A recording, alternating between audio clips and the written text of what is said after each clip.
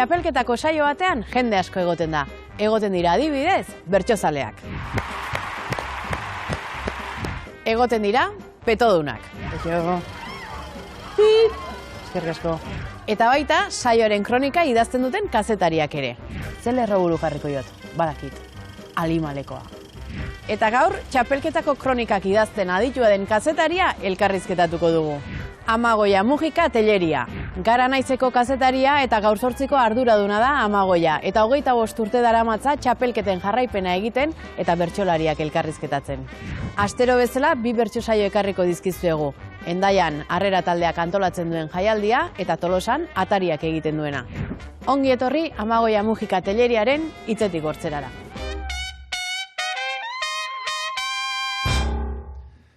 Kaixo bertsozale maite hitzezko sarrera, nola oinarrizkoa den hemen gaur harrera, urteroko hitzordura bagatoz atzera.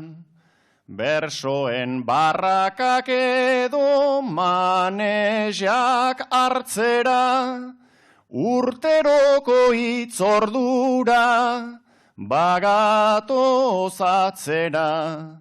Mundua ez dela festa gogoraraztera.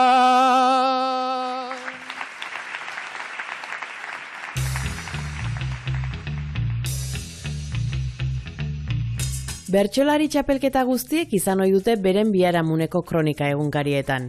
Saioa bukatu eta saioan gertatutakoa kontatzen eta idazten aritzen diren kazetariak. Eta hoietako bat da Amagoia Mujika Telleria, Garanaizeko kazetaria eta gaur 8ko arduraduna. 25 urte daramatza txapelketa desberdinen bertso kronikak idazten. Gaur, belodromoa izan da horren lekuko. Amagoia, zergatik aukeratu duzu Donostiako belodromoa elkarrizketa egiteko?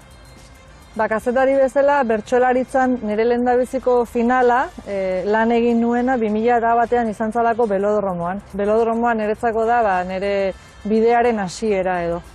Noiz erabakitzen duzu txapelketako saio batean artikuluaren lerroburua, zein izango den? Normalen saioa bukatuta. Zergatik, bertsolaritza oso gauza bihurria dalako, eta askotan espero ez dituzun gauza gertatzen direlako, ez? Batzutan gertatu izan zait, saioa bukatu baino lehen titularren bat jartzea, eta gero aldatu behar izatea ere. Eta gaurko elkarrizketa honi lerroburu bat jarri beharreta, ze jarriko zenioke? Jarriko nioke bertsolaritza opari bat izan da nire kazetari ibilbidean. Guazen, opari horri eta ibilbide horri errepaso bat egitera. Guazen.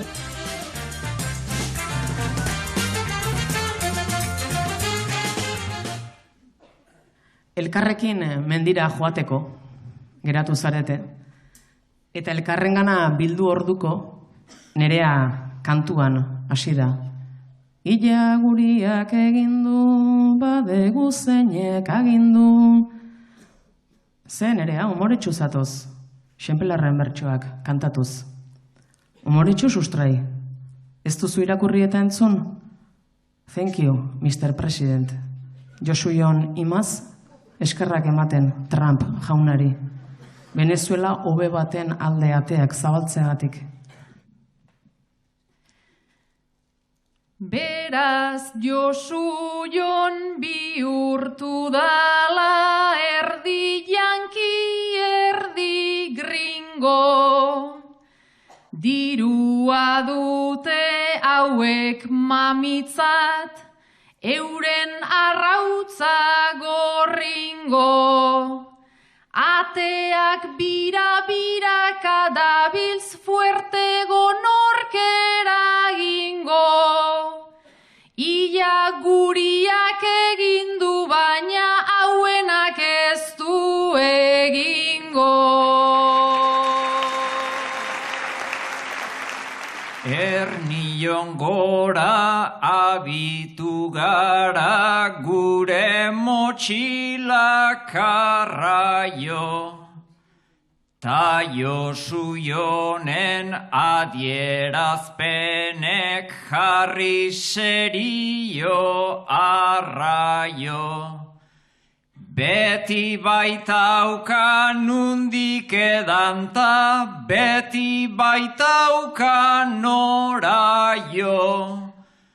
Lehendik etzeukan jarrita baina, maskara erori zaio.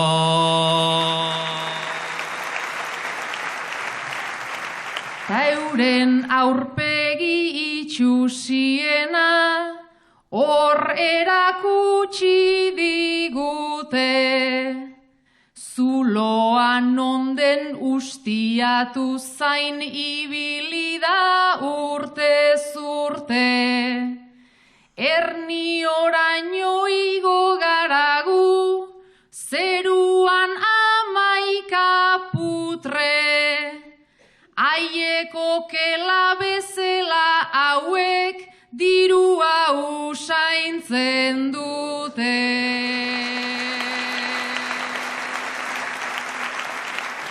Eta edo zer ipintzen dute salgai edo enkantean. Baina hori bai humanismoa beti sartuz debatean. Une klabetan elkartzen dira ustez kasualitatean. Aizeinen ondo moldatzen diren putreak euren artean.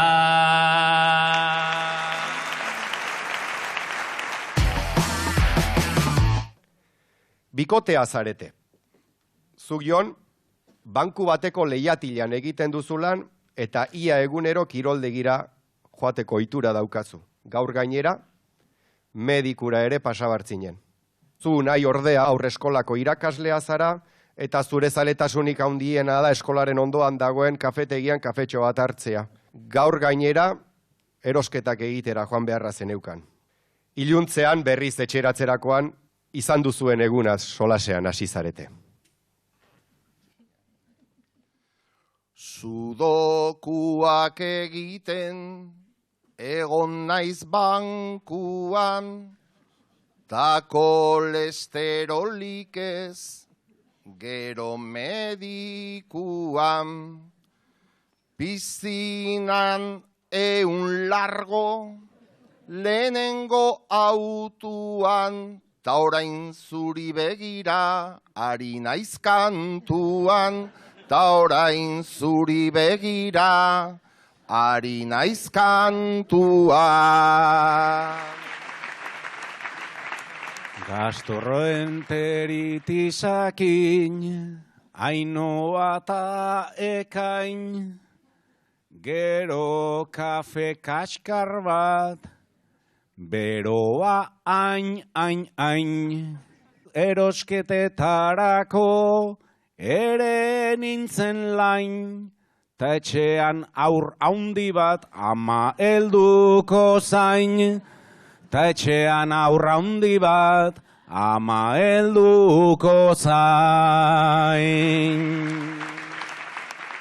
Nik ere maite zaitut, ta gainera nola, kiroldegitik ona, irriz neriola, behobiko zubira, eldu eta ola, justu nere aurrean kendu da kontrola, justu nere aurrean kendu da kontrola. Beraz kiroldegian ere gonzarazu, ohitura osasuntxuak dituzu bai aizu.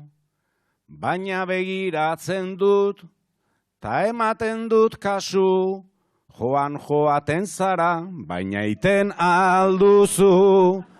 Joaten zara, baina iten alduzu.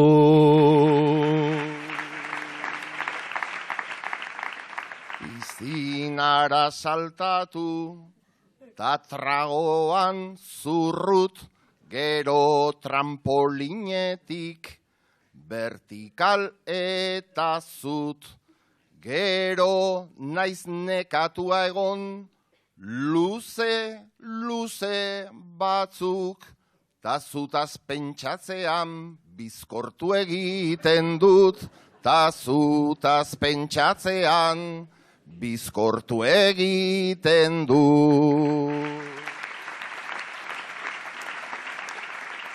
Ez zituen egingo, ez ziruta ez lau, baina bere irribarrez hor botatzen du brau.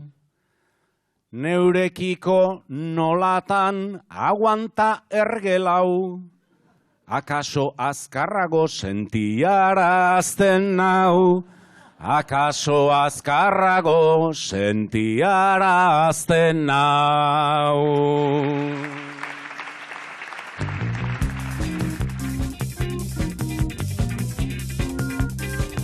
Amagoia kazetaritza ikasten hasi zinenean, sekula pentsatu zenuen bertso kronikak idazten arituko zinela? Inoiz ez nun pentsatu. Ez, nik ez dakit orduan banekin bertsolaritza existitze zala, oso zalea nintzen, Andoni Egañaren fan totala, nire idoloa zen, nera betan. Baina kazetaritza, bertsolaritzari lotua existitze zanik ere, segurazki irakurriko nun zerbait, baina ez nakan kontzientzia hori ez. Egia da ez nula sekula pentsatu bide hau egingo nuenik. Eta noiz hasi zinen lan horietan?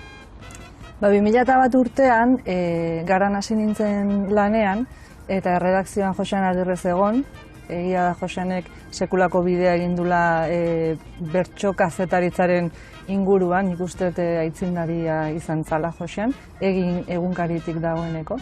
Eta gogoratzen nint dola egun baten esan zian, Amagoia, zu bertsozalea altzea? Eta nik esan nion, bai, bertsozalea naiz. Ba, nerekin etorriko zea saio batera. Eta holaxe hasi nintzen Joseanen onduan, pixkat ikusten berak egiten zuna, eta 2001ko txapelketa nagusian, hemen belodromoan, nik uste bezperako astean edo esan goziala, nahi aldezu nerekin etorri finalera lanera. Eta baietz esan nion, zalantzari gabe, nahiz da sekulako bertigoa ematen zian. Eta Joseanek ze jarraibide edo argibide eman zizkizun? Ez asko gogoratzen, ekit bertsoak transkribatzeko pista batzuk eman zizkiala. Gogoratzen naiz, kuaderno baten eskuz hartzen zitula bertsoak, Joseanek. Eta, bere ondoan ikusiz nola aitezun gutxi edo gehiago, hortikan argibide askorik izan gabe. Nik uste gero bakoitzak bere estiloa edo bere ahotsa topatu behar dula. Eta batez ere, nik uste erakutsi ziala ausarta izaten, eta konfiantza handia eman ziala. Kazetari hasi berri batek olako ardura hartzea, nik konfiantza hori eskertu behar diot Joseani. Ondoren tokatu zaizu zuri ere, beste kazetari batzuk formatzea edo jarraibide batzuk ematea, ze aholku ematen dizkidezu? Formatzea oso hitz potoloa da, beste kazetari batzuekin lanean aritzea. Bai, Ane Arrutirekin eta orain Iraitz Mateo eta Maider Jantzirekin, egia esan sekulako taldea daukagu. Nik aholkuak ez ditut ematen, iruditzen zaite, ez dakit, hori oso pretenziosoa edo dala.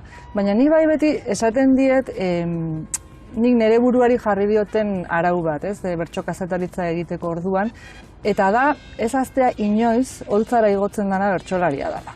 Orduan, ni beti saiatzen naiz behetik egiten kronika, ez bertsolariaren gainetik. Improvisazioa oso gauza gogorra da, oso gauza zaila da, oso magikoa da ere, baina nik uste ez dela ahaztu behar jendaurrean jartzen dana eta improvisatzen duna, eta bapatean sortzen duen artista bertsolaria dela. Eta batzutan hori ahaztu egiten da. Eta ez dut bakarrik kazetarien aldetik esaten, adibidez gaur egun sare sozialak oso krudelak dira hortan ere, eta batzutan exigentzia mailan ez ote zaigun azten bertsoa bapateko sorkuntza bat dela, eta horrek sekulako meritua dauka, sekulako magia dauka, eta uste gogoratu beharko genukela aldiro. Maialen, Ekuadorretik zure semea bertan utzirik gazterik Europara etorri zinen pertsona zaitugu. Edadeko Andre euskaldun bat zaintzen duzu bertan, eta haren etxean ere egiten duzu lo maiz. Gaur berriz ere, lo hartzeko jartzen duzun podcastak esnatu zaituenean, Unai, zure kezkak pertsonifikatzen dituen mamua, berriz ere arropak usteko erabiltzen duzun besaulkian ikusi duzu. Elkarrekin hitz egiteko unea dela, uste duzue.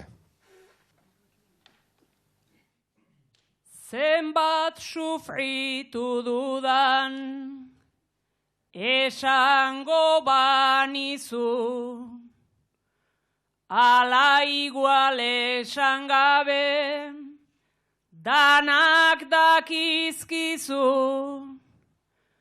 urteak pasala, ze bildur ze pixu, zua saltzen zatzaizkit ta jartzen aizizun. Hor zaudela badakit baino aldegizu.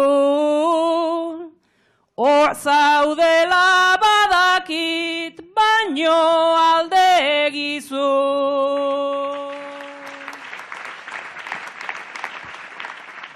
Etzazula alako muturrik ipini, gure artean hobe, baketa harmoni, hemen zuta Ekuadorren dituzu binini, harremana eteterik etzaizu komeni, annaita hemen zaude, eta tartean ni, annaita hemen zaude, eta tartean ni.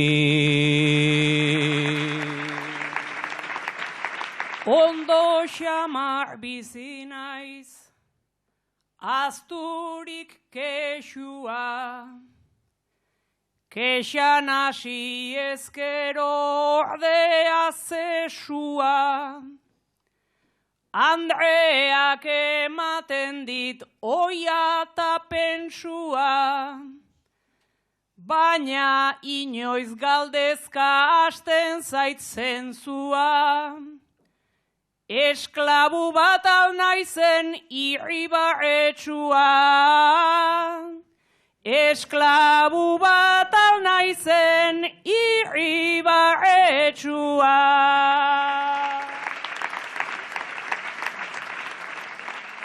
Elkarrizketa ederra euki behar dugu guk, zure botiketatik egingo dut zurrut, pentsua daukazula, zeure lanaren truk Ekuadorren utzita, familiko batzuk, euren askatasuna ordaintzen duzuzuk.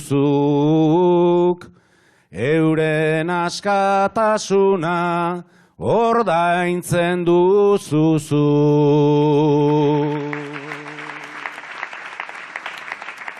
Ta panorama orain, beltzenetan beltzen, askatasun hitz hori esan beharrik etzen, ze horrek nigan ez dauka ez zentzuta ez sen, larri bizi naiz hemen txamponak aletzen, han ere justu bizitu daitezen. Han ere justu bizitu daitezen. Atxoa zurrungaka da bere oean, esperantza jarrita orfidal doblean, Zu aberats ustean, bizitza pobrean, sekula erez orgoian, sarritan orbean, beti biziko zara ekuatorean. Beti biziko zara ekuatorean. Andoni, zuen ama ambulatoriora lagundu duzu, gaur ere, tentsioa begiratzera. Eta erizainak esan dizu, itxaron hor, ama bakarrik sartuko da, ados. Eta han zaiz zaudela, horman alaxe irakurri duzu, izan odol emaile. Gaur izan daiteke zure lehen eguna animatu. Odol emateko baldintzak, 18-60 urte bitartekoa izan behar duzu, 65 urte lehenengo aldia balitz. 50 kilo baino gehiago. Odola emateen artean gutxienez 2 hilabete pasa behar dira. Odola eman aurretik, segurtasunagatik, osasun elkarrizketa bat egiten da. Emailearen tentsioa eta hemoglobina maila ere begiratzen dira.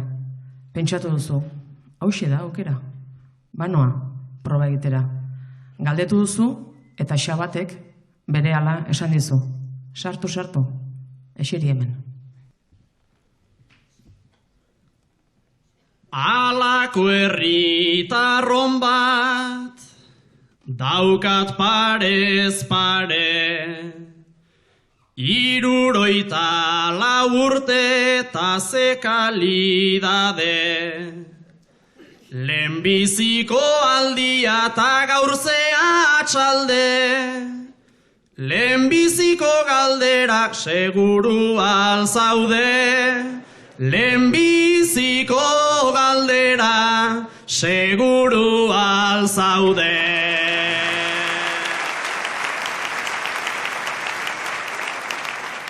Seguru nagoela jakizu aurrena, propio natorrela, neudiot urrena. Bai daukadat osasun liteken onena, begiratuta soilik antzeman leikena, begiratuta soilik antzeman leikena. Ba ezpadaena izasiko dena begiratzen, hankaz gora erortzea ez dut desiratzen. Sanoa omen zara goazen beraz goazen, kanpoko zigarroa amarena altzen. Kanpoko zigarroa amarena altzen.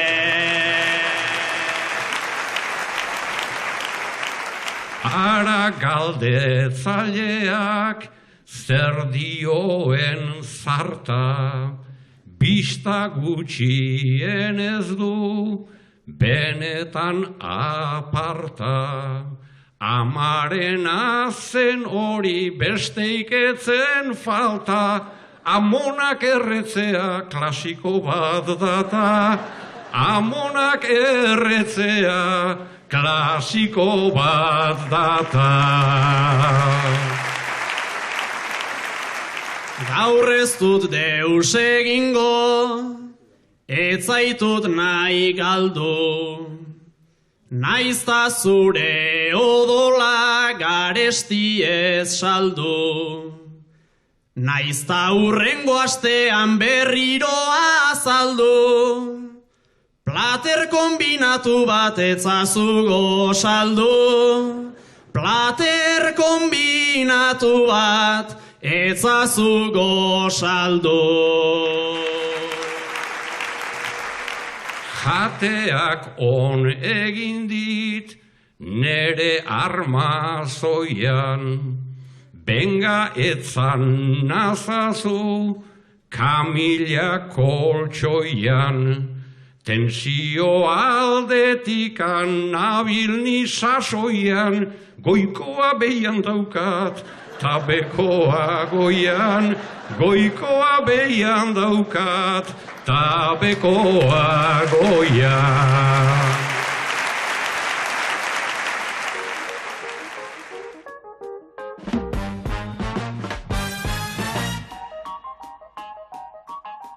Txapelketako saio batera lanera joan aurretik nola egiten da aurrelana edo nola prestatzen duzu saio bat?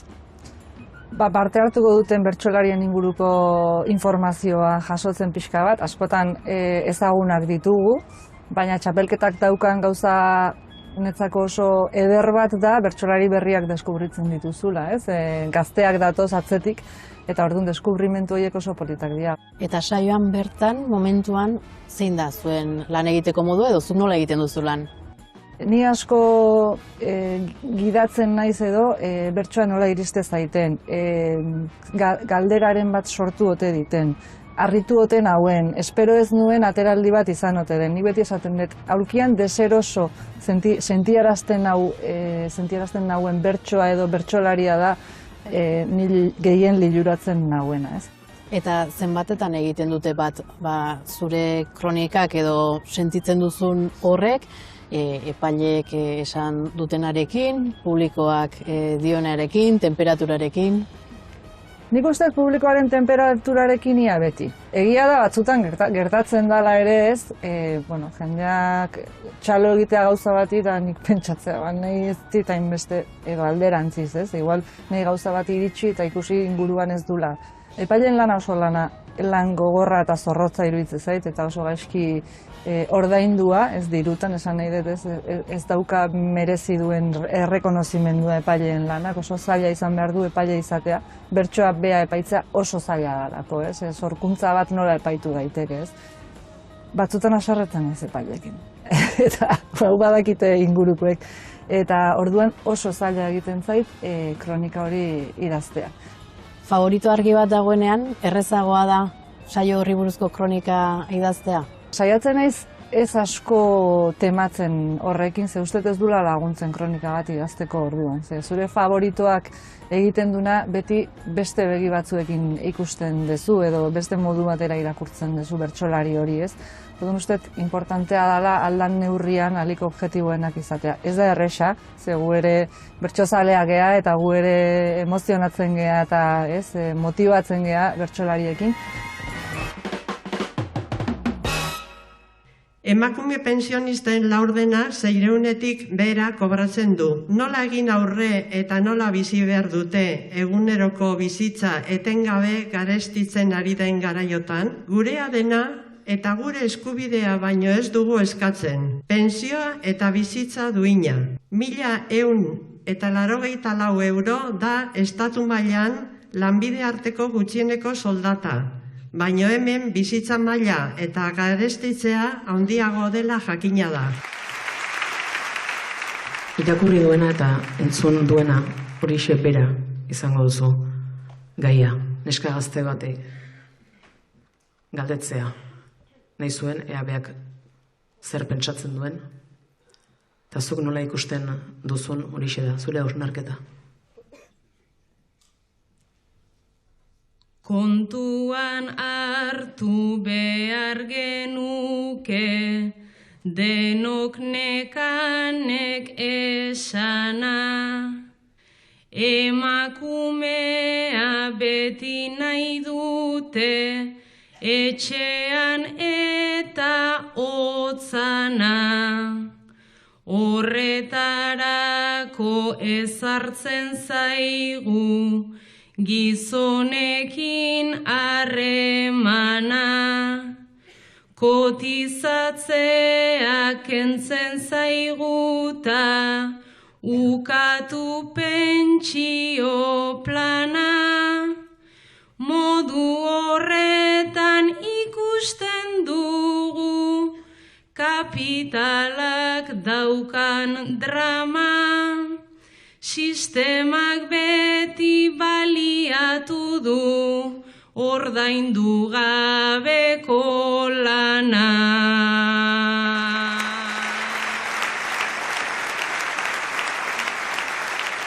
izan daiteke emakumea, izan travesti edo gehi, hemen sistemak leku berdina ez digu ematen denei. Ta aldarriak ezin ditugu bihurtu zeruko odei. Ta horregatik erakundei fuerte egiten diet dei. Dirua beti ematen zaie makrokartzelei ta trenei. Milioietako aurre kontutan zer da 1080.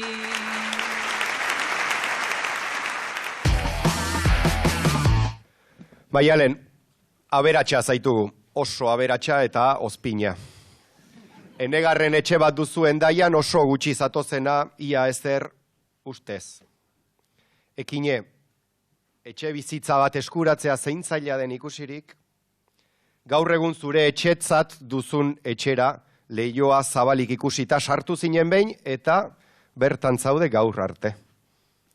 Ustekabeko bisita bat jaso duzu gaur. Maialen dago atean bere 10 maletak, kanitxe eta guzti. Paristik etorri eta hementxe naukazu, horren beste maletak hainbesten bazu, inor ez nun espero eta hemen kasu, noski garbitzailea izango zarazu, noski garbitzailea izango zarazu. Ez aspaldi nabila etxe hontan barna, ta ni nauzu jabea ta hemengo dama. Ez zaite astoratu aiama, aiama. Nahi baduzu egon gelan bada sofakama, nahi baduzu egon gelan bada sofakama. Hau ezin dut sinistu, egon nadin lasai, baina neskato honek zea zalze bisai. Jerse potolo eta zapata zikin ai, garbitzaile izateko narratxamarra bai, garbitzaile izateko narratxamarra bai. Zikina izatea ez da pekatua, ta zuk ze ekipaia eskutan hartua. Olako bultoakin naiz ni ohartua, kanitxe bat alduzu maletan sartua, kanitxe bat alduzu maletan sartua. Zurekin bizitzeko nik asmorik enun, pixkat garbiagoa bazinare segun, keja jarri behar dut nor da boteredun, Hendaiako auzapeza nor dugu gaur egun, Hendaiako auzapeza nor dugu gaur egun. Horixe galdetu dit ta gelditu naiz zut, arrokeri plantetan botaz hor hitz batzuk, etorri sartu eta kafetxo baten truk, okupazioa zer den azalduko dizut, okupazioa zer den azalduko dizut.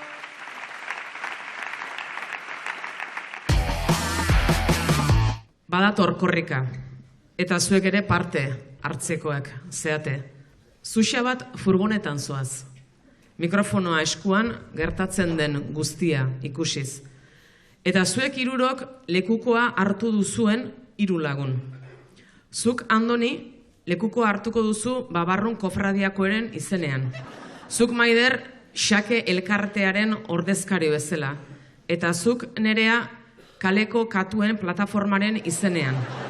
Xabat, izugarri kezkatuta zaude, bereziki gaur, etzeate aurrikusitako denborak inundik inoa betetzen ari.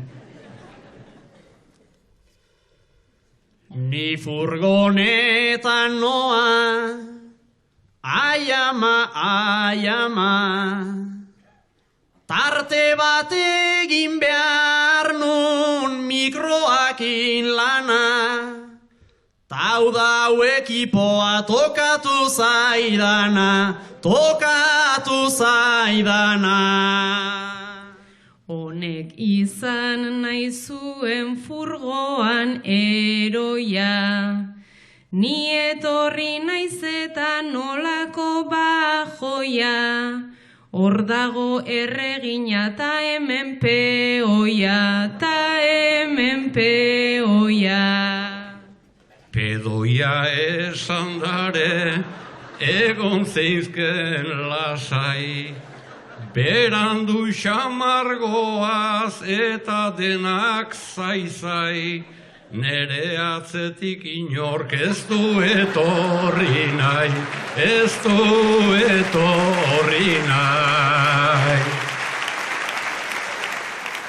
Alfilalez okerka, baietz gaur bukatu, jendetza handia dago ta rolak trukatu, nik espero nituen ni eta laukatu.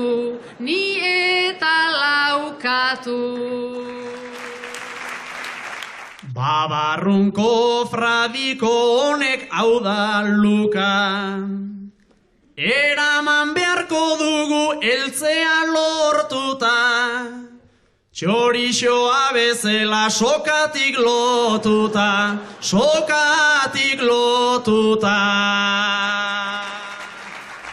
Babarrun elkarteko tipo hau ikusi, eta zer gertatzen den esplikatzen utzi. Babarrun asko gaude sakramentu gutxi. Tolosatik aurrera goaz azkenian, tropa hau jarri leike lehengo orenian, Ibarrako piparrak sartzen direnian.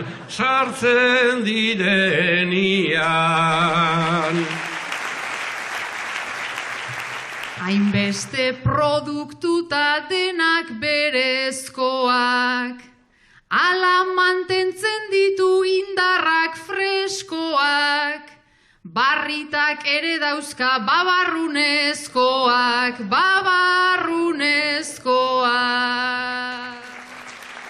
Kaleko katun horrei naizta esan aupa, hortxe doa dardarka, hortxe doa miauka, eta oin bat autoak ebakita dauka.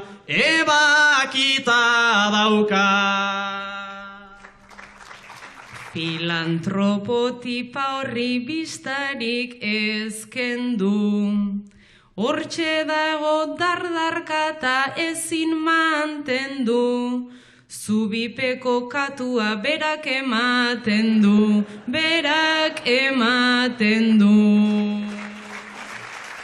Zukarrazoi dezunik etzazula pensa, berandu goazela ze kexu traketza, bizitza ez da izaten zuri edo beltza.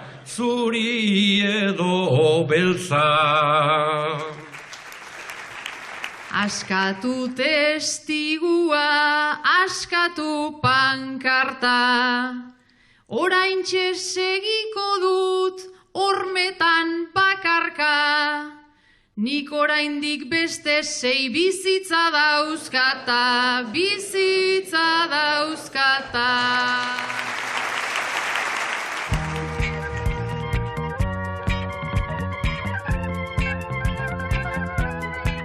Final baten atarian nola topatu ohi dituzu, ze galdetu nahi izaten diezu, ze atera nahi izaten diezu?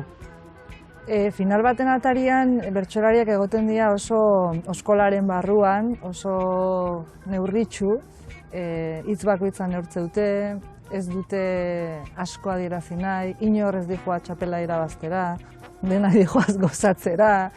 Orduan, ez da erresa izaten, baina interesantea izaten da. Nahiz eta badakidan beti esaten dutena aina gordetzen dutela, ez?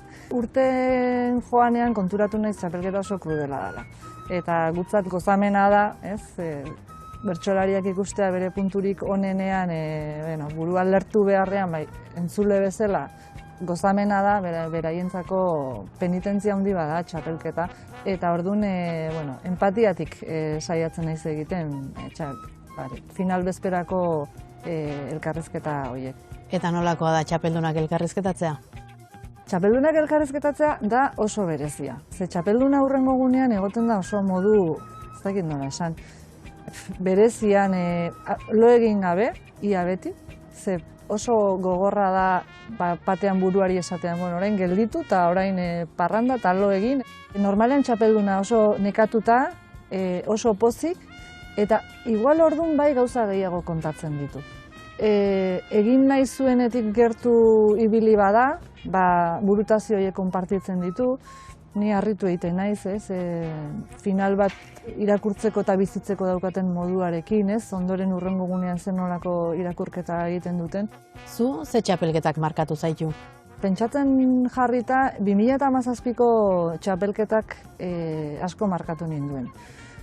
2017ko txapelketan, Maialen Lujanbiok jarri zuen txapela, eta txapelketan zehar transexualitateari kantatu zion, prostituta baten ahotik aritu zen, ama bakarraren azaletik, jonkiaren ahotik. Orduan ni liluratuta gelditu nintzen Maialenen gaitasunarekin, eta ez dakit aurretik inoiz pentsatuko oten nun bertsolaritza jendartearen zirrikitu horietara iritsi zitekeenik, eta gaina hain modu sinesgarrian eta hain modu ez dakit nola esan, Maialenek egiten duen bezala, ez? 2017ko txapelketan niretzako berezia izan zen, ze ikusi nun bertsolaritzak sekulako potentziala daukala, bere jendartea kontatzeko, azken finean bertsolaritza beti izan da kronika soziala, ez? Eta nik uste bertsolari askok badaukatela bere garaiko kronika soziala egiteko ardura hori, ez? Eta ze ederra dan hori modu improvisatuan, kantatuan, errimatuan, neurri baten barruan ikustea, eta ahozkotik hain gertu, zen ikuste hori oso importantea dela, bertsolaritza ahozko jardun bat dela, eta hori ez genukela ahaztu behar. Hitzetik hortzeran, gonbidatu guztiei galdetzen diegu zein den euren bertsoaldi kutxuna, zurea zein da? Maialen Lujanbio ekarri behar dut berriz. Egia da asko markatu nauen bertsolari bat dela, zen ere ibilbide osoan zehar ikusi dut bere garapena, nola haunditu dan bertsolari bezala. Eta 2001an, Belodromoko nire lehenengo finalean, Maialen Lujanbio buruzburukora iritsi zen Andoni Gainarekin batera, eta hor bakarkako lana egin zuen Maialenek, mendian galdutako lagun batek bializion postalaren arira, uste Euskal Herrian jende askok gogoan ditula bertso horiek. Nik hori aukeratu dut, ze hor ikusi nun, bertsolaritza zertarako gai zen eta noraino iritsi ziteken, eta nola bertsolaritza badan historiak kontatzeko modu bikain bat, ez? Ongi iruditzen bazaizu, entzun egingo ditugu. Zure lagun min bat hil zen joan den astean Himalaian. Gaur jaso duzu berakandi bidalitako postala. 3 bersotarako gaia. Kaixo Maialen zer moduz, oroimena daukat zugan, presente zauzkadalako, nere mendi abenturan, zorionean gabiltza, mendiarekin loturan, badakizu beti gisa, nahi ta ezinaren mugan, makaluko gailu horrek, gu jartzen gaitu liluran, etzirako egongo gera, gailuarekin joskuran, hartzazu musu bero bat, jarri konfiantza gugan, zein bero zen musua ta, nik zeinen hotz hartu dudan.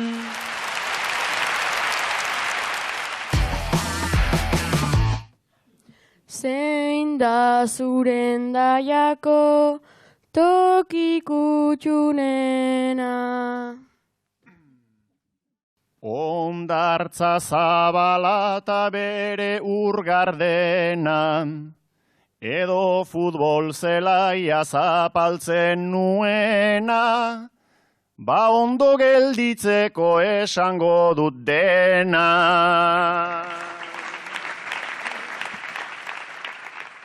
Puntu jartzaile ote alzinen txikitan. Igual egingo nuen lauzpabost alditan, maialen jonta unai neure eskubitan, ta aritzen nintzaien beraiei zirikan. Zenbat garren aldia endaian kantatzen. Ja hogeitik aurrera ez dira kontatzen, igual ez dira inbeste ari naiz pentsatzen, herrian zutaz sarri ez dira akordatzen. Bi sintxon zebarraka duzu gustukoa. Orain bat bera ez da neure modukoa, umetan bai ansarri aitalekukoa, dirua lapurtzeko nolako trukoa.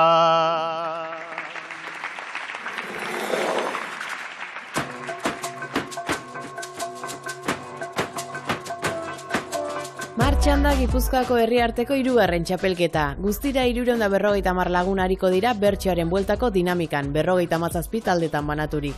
Lehen fasea eskualdeka ari da egiten eta apirilean egingo da 2. fasea, eta maiatzean 2 final aurrekoak eta finala. Finala maiatzaren 30ean egingo da Aiako probalekuan. Informazio guztia irubebikoitza.bertsozale.eus atarian duzue. 10 urteko neska baten aita zaitugu. Realeko partidu denak ikustea joatean zeate. Aldiro alaba autografoak eskatzera bidaltzen dezu, jokalari guztiegin argazkiak atera arteko pakerik ez dezu izaten. Honentza, zuzaitugu Aiara Agirrezabala Azkuen ama. Alabari ia leku guztietara laguntzen diona. Amaitu da partidua eta Aiara alaba dutxara noiz sartuko zain zaude. Baina gaur ere jende mordo bat dauka aldamenean. Eta zai zaudela, han non agertu zaizun Andoni, aita pelma hori. Eta zure ondoan, eseri da. Kaixo, sozia, ze lujo, Nik ere nahiko nuke egunen batean alabaren kontura bizi. Zuko nintza bere nola? Alabaren kontura bizi zer? Agarra. Eta hankak, geratu dizkiozu. Kaixo egunon senyora, itxuraz nola kolora, hemen naiz zure onduan, normala degun moduan, realzalean naiz oso, ta sentitzen naiz eroso, gaur zure aldamenian eta jakindetenian, aiaran amazarela, horrela egindet bela, zuk daukazu paotxa, kontu korronte motxa, daukat nik aspaldi ontan, ta pensatu dut askotan. Etetet apur baten izildu beharko, bai aiararen ama ni neu naizelako, baina erretolika zuk utzi biharko, zure frustrazioak gorde zuretzako, etzara aita ona alabarentzako, etzara aita ona alabarentzako. Dena aldatu albada, alda zaidazu alaba, hori posible ote da, pentsatu zazu aukera, aiara da oso ona. Lider bat degun persona ta realean dabil, baina enago tranquil, euskalduna omen data, atletik aldetik lata, laizter emango diote eta dirua atope etorlikteke hortik, ez altzeizu inportik. Probintzianismoan ni ez erortzeko, gauzak ikusten ditut bestela perfecto, nola den selekzio hain nazionaleko, zurelako jentea guk ez ikusteko, atletika joatea ba igual hobeto, atletika joatea ba igual hobeto. Zenolako txalopila horrela gera dadila, keda bien deitzen zaio, olako bai arraio, hori da hori diskursoa, ikasirikan osoa, ni olakoa enaiz, ta diruarekin maiz, egiten dut ametsa, bitxidanik ez pentsa, gure alaba hor dago gaztetxoa da akabo, baina aziko da azitaren kontura bizi, liteke bere aita, normala hori baita, buka dezagun bukatu, neri hitzik ez ukatu.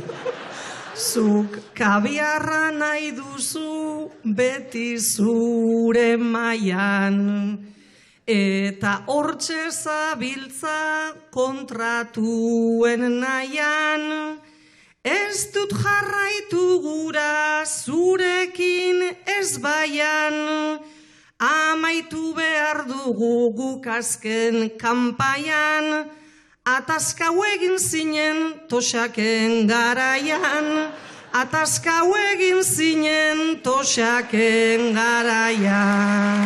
Aiene jotabe toxak arkeman zizkigun pozak, tipo haundia galeza berdintzen ez da erreza, jardun degu, jardun, baina bukatu dezagun, azen olako parea, zure alaba nirea. Haiek dute sasoia, baina nik arrazoia.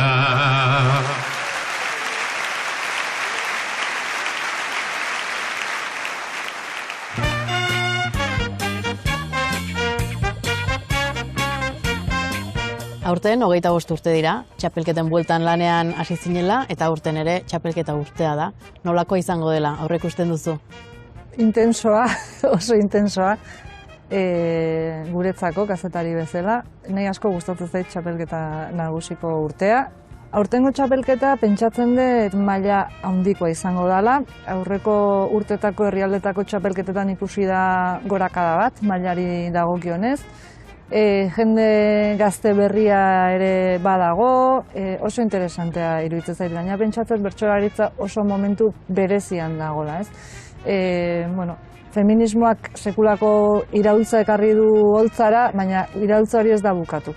Eta jarraitzen du iraultza horrek, nik uste dut orain transfeminismoaren bidetikan, hori netzako marabila bada, kanpotik ikustea, bertsolari bakoitza nola saiatzen den txapelketaro traje bat egiten beretzako, ze azalekin azalduko den txapelketa hortan, edo ze ahotsekin azalduko den, beti da interesantea txapelketa nagusiko urtea. Eta nola ikusten dituzu bertsolari belaunaldi berriak? Nik ikusten ditut oso indartsu, eta ikusten ditut oso ausart ere, eta ikusten ditut holtzan beren tokia egiteko grinarekin, ez?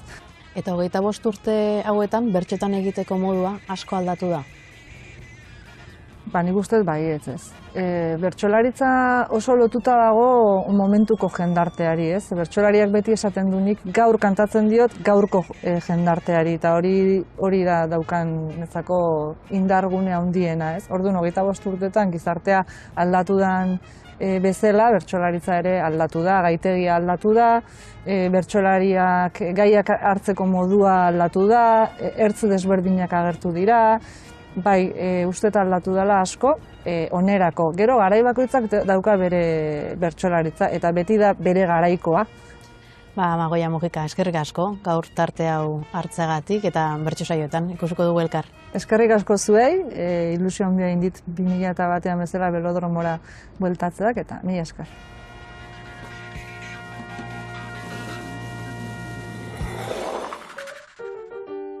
Lehenengo urtean parte hartu nola nik gutxien, pasaren bastante estres.